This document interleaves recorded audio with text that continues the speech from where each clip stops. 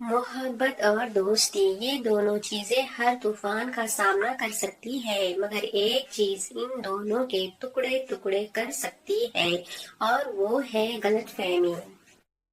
Middle class لڑکی عشق نہیں کرتی بلکہ شوہر تلاش کرتی ہے۔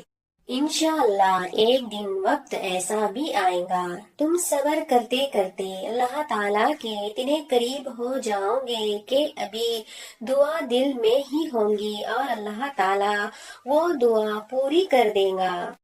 محبت خوبصورت نہیں ہوتی، نبھانے والا اسے خوبصورت بناتا ہے۔ محبت ایک چنتا ہے اور باقی سارا جہاں چھوڑ دیتا ہے، کیونکہ وہ ایک شخص ہی سارا جہاں بن جاتا ہے۔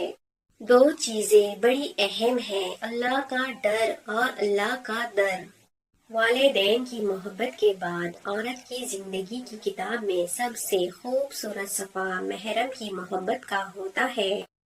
کوئی نہ کوئی انسان ایسا ضرور ہوتا ہے جس سے ہم بلا جھجک ناراض ہوتے ہیں، صرف اس امید پر کہ وہ ہمیں ہر صورت میں منائے گا۔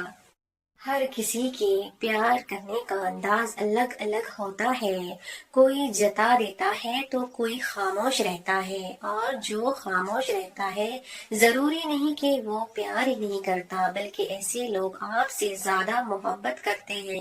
محبت یہ نہیں کہ ایک دوسرے کو ذہنی مریض بنا دیا جائے، بلکہ محبت تو ایک دوسرے کی تھکاوٹ سمیٹ لینے کا نام ہے۔ عزت کے بغیر محبت کا کوئی وجود نہیں، کیونکہ رشتہ کوئی بھی ہو عزت کی بنیاد پر ہوتا ہے۔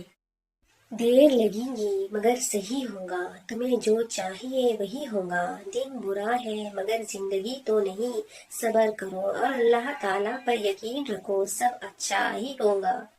ہو سکتا ہے کہ تمہاری زندگی کا ایک خالی صفحہ اللہ تعالیٰ تمہاری چاہت سے بھرنا چاہتا ہو، اس لیے دعا کرو کہ شاید دعا ہی تمہارا مقدر بدل دے۔